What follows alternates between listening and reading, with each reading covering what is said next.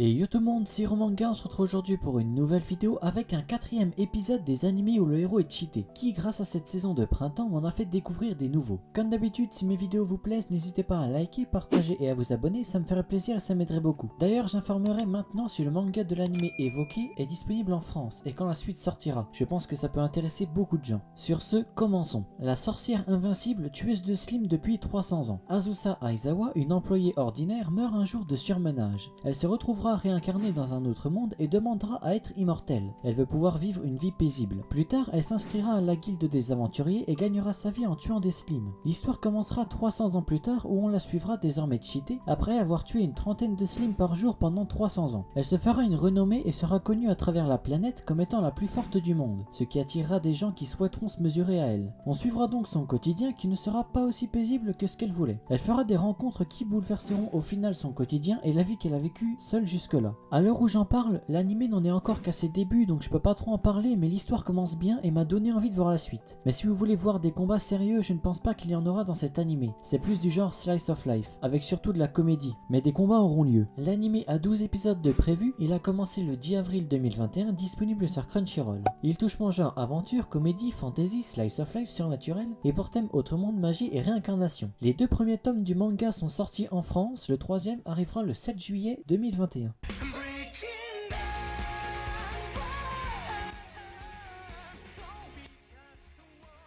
Noblesse, j'en ai déjà parlé dans une de mes toutes premières vidéos mais je vais en reparler ici comme ça fait longtemps. On suit Raizel, un vampire qui se réveille à notre époque après avoir dormi 8 siècles. Il devra s'intégrer à sa nouvelle vie parce que évidemment beaucoup de choses ont changé en 8 siècles. Il ira au lycée en tant qu'étudiant et y retrouvera Frankenstein, son dévoué serviteur qui en est le directeur. Raizel se fera des amis et passera des journées paisibles avec eux ainsi que son serviteur. Mais rien n'est aussi simple. Une organisation secrète du nom de l'Union qui font des expériences très douteuses avec des humains arrivera au Japon. Raizel sera obligé de passer à l'action. Pour ma part, j'ai eu beaucoup de mal à attendre que les épisodes sortent chaque semaine tellement c'était prenant. On n'a qu'une envie, c'est que Raizel se mette en marche, qu'il commence à bouger. Une fois que c'est fait, on peut qu'admirer. Un animé d'ailleurs adapté d'un webtoon ou d'un manhwa si vous préférez, qui est du coup un Crunchyroll original comme God of High School ou Tower of God. Il a 544 chapitres en VO, en France environ 230 ont dû être traduits, donc il est encore en cours chez nous à moins qu'il soit en pause. D'ailleurs pour mieux comprendre l'animé, il y a deux OAV à voir de préférence avant, où on voit le passé de Raizel et le moment où il se réveille avec quelques événements en plus. L'animé a 13 épisodes sortis en 2020 disponibles sur Crunchyroll. Il touche mon genre action, comédie, drame, fantasy, mystère, school life, surnaturel et pour thème organisation secrète et vampire. Pour ceux à qui ça intéresse, une VF est sortie dispo sur Crunchyroll également. Le tome 1 sort en France le 9 juin 2021 s'il n'y a pas de report dû au corona. Il sera à un montant plus élevé comme ce sera en couleur, comme Solo Leveling en gros. Ce sera le même prix pour les manhwas adaptés en manga.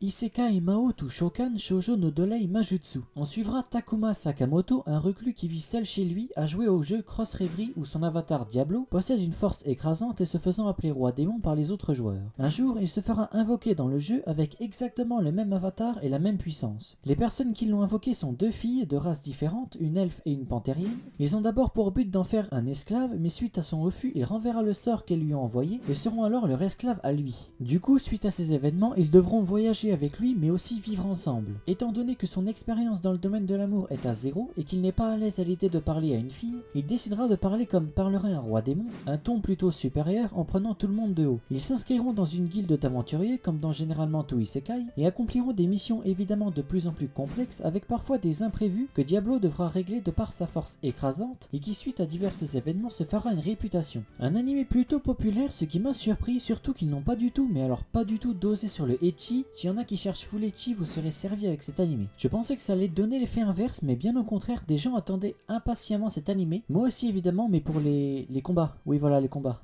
L'anime a une saison de 12 épisodes sortie en 2018 et une deuxième actuellement en cours avec 10 épisodes de prévus, tous deux disponibles sur Crunchyroll. Il touche mon genre action, aventure, comédie, ecchi, fantasy, romance, shonen et pour thème autre monde, démons, elfes, harem et magie.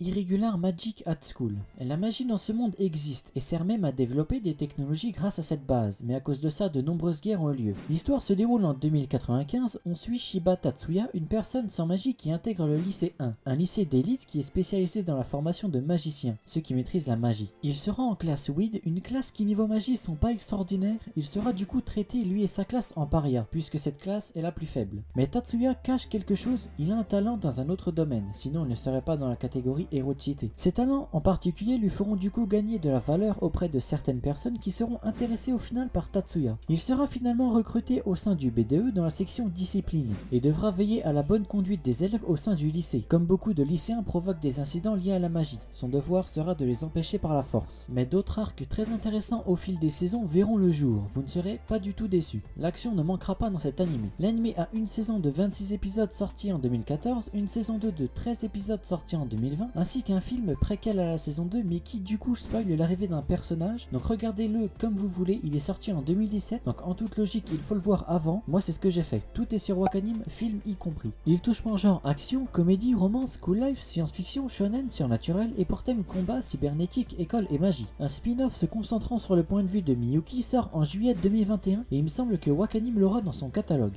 Et il y a aussi un animé ou film, on ne sait pas encore, où on suivra l'enfance de Tatsuya et Miyuki, comment leurs relations ont évolué jusqu'à maintenant. Les 4 premiers tomes du manga sont disponibles en France, la publication est terminée bien que l'anime aille plus loin, la suite n'est pour l'instant pas prévue en VF. Le light novel quant à lui, qui est à l'origine de l'adaptation animée, a 3 tomes en VF, le tome 4 sortira le 26 août 2021. Bon et bien voilà, nous arrivons à la fin de la vidéo, j'espère qu'elle vous aura plu. Je peux faire un épisode 5, j'ai encore 4-5 animés à proposer en espérant que ce format vous plaît. N'hésitez pas à liker, partager et à vous abonner, ça me ferait plaisir et ça m'aiderait beaucoup. Sur ce, moi je vous dis à plus pour une prochaine vidéo.